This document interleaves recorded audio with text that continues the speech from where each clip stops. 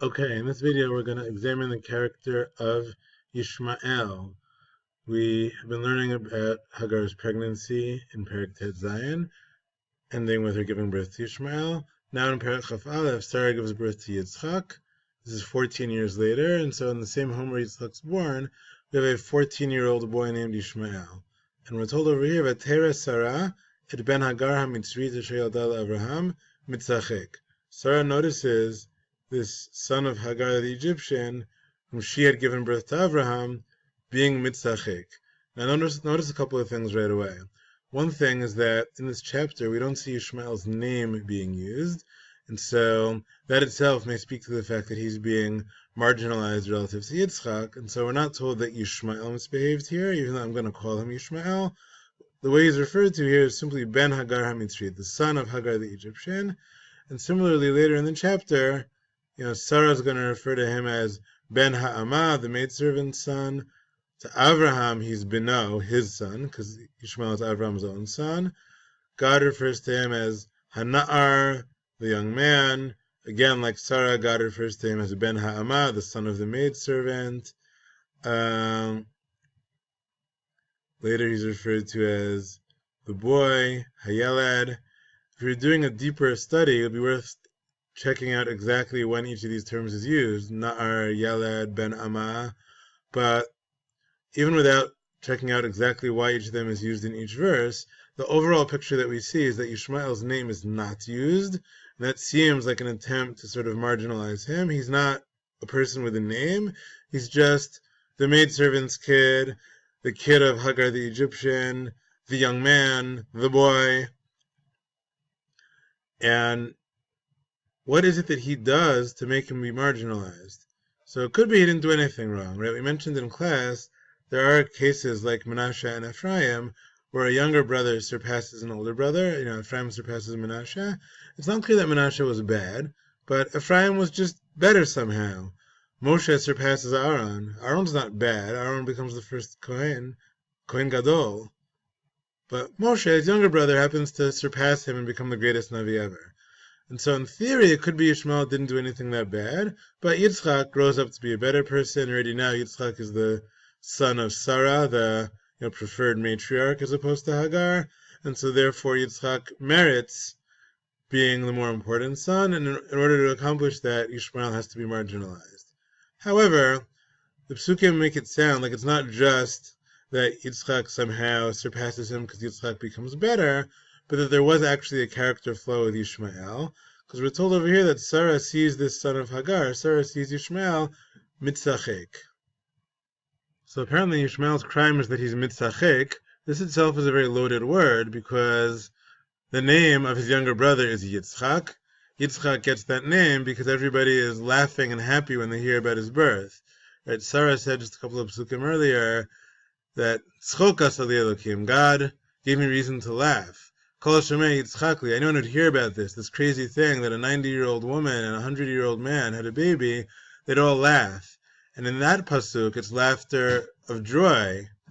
And yet here, when mitzachek, it's same root, sounds also like Yishmael is laughing or smiling, but as you saw in the article you read for homework, Rav Meidan refers to this as a crooked smile. Something about it doesn't quite seem right. There's laughing with someone and laughing at someone, and those are very different things, right? Are you a part of somebody's joy where together you're happy?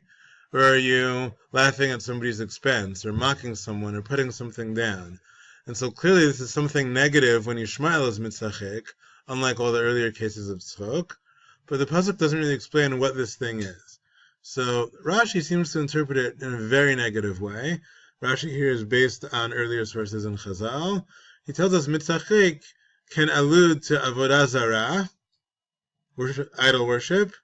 It can allude to gilui arayot, sexual improprieties such as adultery, and it can refer to ritzicha, murder. For those who are keeping score, that's what we call the three cardinal sins. The three sins in Judaism that are so bad, you're supposed to give up your life rather than commit them. If someone puts a gun to your head and says, break Shabbat or I'll kill you, you're allowed to break Shabbat to save your life. But if someone says, commit murder, commit adultery, bow down to an idol, or I'll kill you, you're supposed to give up your life for them. These are such severe sins. So this line in Rashi claims Yishmael was guilty of those three things. That mitzachek can be a euphemism, like a polite way of alluding to those things. In case that wasn't enough, Rashi does add one more thing as well over here. The exact text of Rashi here is a little bit problematic. In the Rashi I'm reading from, it says, Yishmael also said, Ani b'chor v'notel pi shnayim. He said, I'm going to be the one to inherit Pishnayim, a double portion, right? The firstborn son gets double. Yishmael said, I'm still the firstborn. Now, honestly, if you would have asked me, out of, murder, adultery, idol worship, and saying I want a double portion of my father's money because I'm the firstborn, I think this seems kind of like a more minor thing. It's like saying he was guilty of murder, adultery, idol worship, and jaywalking. So, jaywalking doesn't sound that bad compared to those.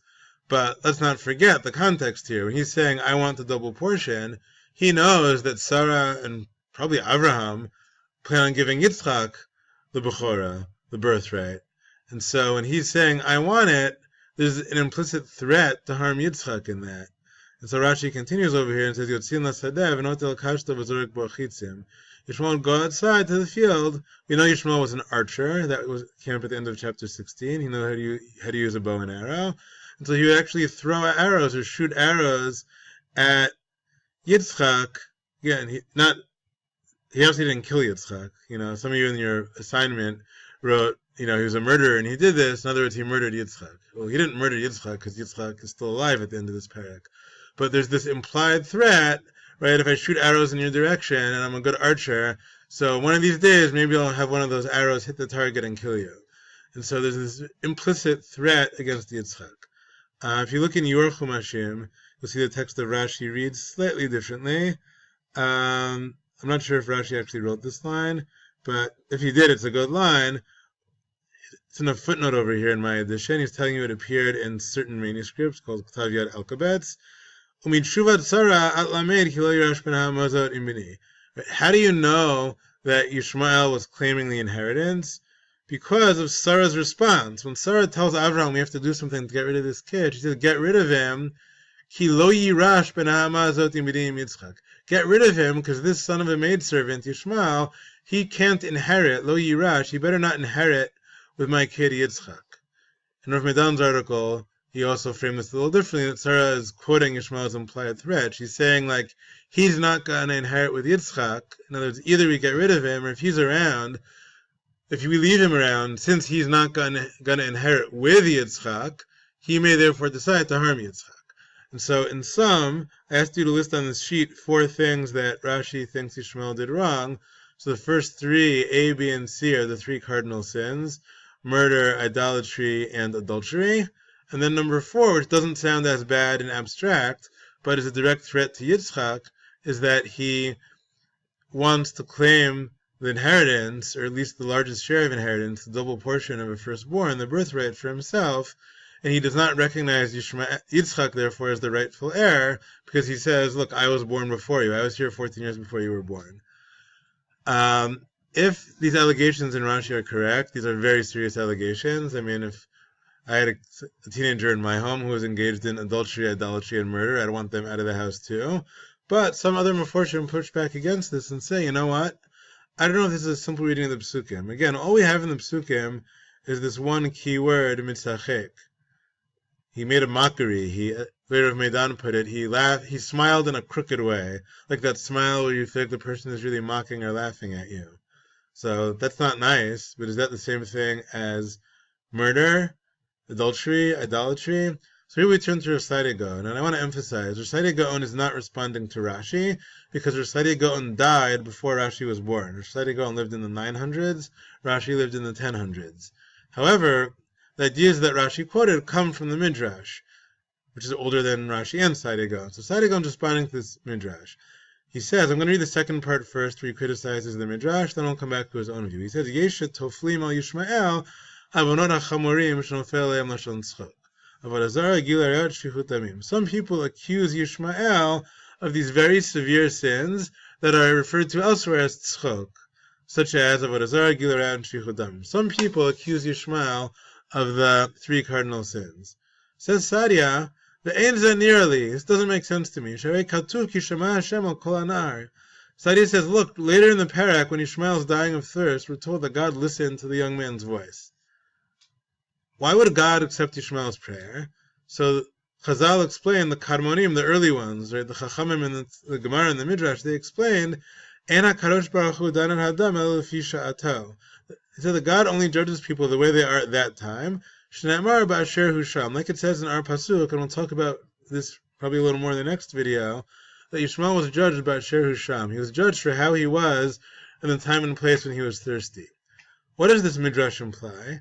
That at the time that Yishmael is dying of thirst, as a teenager, he wasn't yet that bad of a person. When he becomes really bad, it's only later in life as an adult.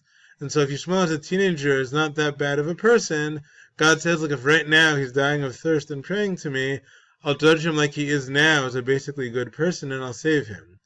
Says Sadia Gaon, but if this Yishmael was engaged in Avodah Zarah and Gila Rayot and Shfichut Damim, if he's a idol-worshipping adulterer and murderer, what does the Gemara mean that God's judging him ba'asher hu sham the way he is right now as a good person? He's a horrible person right now. So it says Sadia Gaon, if you see in the Psukim that God accepts Yishmael's prayer when he's dying of thirst, because God feels that Yishmael is basically a relatively decent young man, then it can't be that he really committed all these horrible sins of Avodah Zarah, Gila Rayot, and Shfichut Damim. So what then does it mean that he's mitzachik? Says Sadia, lefi pshuto, according to the simple meaning, the pshat of the text, sheha Yishmael lo eig li Yitzchak. He was making fun of Yitzchak. V'omer alav shelo yechei. He says Yitzchak's probably not going to live. He's probably going to die young. Why? Hasiba lekach, the reason for that is chul shato shel Yitzchak, Yitzchak's weakness. Right? Yishmael is the tough guy who had said in the previous chapter we studied, in chapter 16, that he learned how to be an archer, how to use a bow and arrow. So Yishmael is this tough fighter he packs heat, he carries a weapon. And Yitzchak, Yitzchak's very young right now, he's 14 years younger than Yishmael, but Yitzchak's personality type seems to be a softer, gentler type. And so we think that's a good thing, that Yishmael might be more of a violent type, and Yitzchak's less of a violent type. But Yishmael says, Yitzchak, he's a pushover, he's a weakling. I could think of other more offensive terms to use for that I'm not going to say. But Yishmael says, Yitzchak's not a tough guy, and so I'm going to live a long life because I'm strong, I know how to defend myself. Yitzchak doesn't know how to stick up for himself. Probably at some point he's going to die young. This is a funny kind of claim because someone can make the opposite argument too. We'll talk about this more when we learn about Yaakov and Esav. Someone could say, look, if you're a violent type who owns a bow and arrow, live by the sword, die by the sword. Right? We know from various studies that if you have lots of guns in the house, in fact, that poses more of a danger, because if you're constantly involved in shooting guns or, in those days, shooting arrows and, hunting and violent activities, you often get involved with a more violent crowd, or maybe you have an accident with your weapon. You're more likely, in fact, to die if you're Yishmael than if you're Yitzchak, because you're more involved in violent activities, and sometimes the violent activities take a toll on you. But Yishmael makes the counter-argument. He says, Yitzchak, you're a weak guy, you don't know how to defend yourself, so I bet you're going to die young. So it says Sadia, what Yishmael did was mitzachek in the simple plain meaning of lo'eg, of mocking. He's making fun of Yitzchak. It's not a nice thing to do, but it's not something you deserve to die for. And so it says Sadia, why didn't Yishmael die of thirst? Because God saw this young man who maybe wasn't the nicest guy because he's making fun of his little brother. But let's face it, lots of teenagers make fun of their younger siblings. They don't die for that. And therefore God said, look, if that's the worst thing Yishmael did, he doesn't deserve to die of thirst. But Asher Husham, the way he is right now, he's worthy of being saved. One more thing I want to point out in this video was a Radak that I had you read. Again, to sum up, we saw how Rashi mentions many severe things Yishmael did, whereas Sadia downplays Yishmael's sins.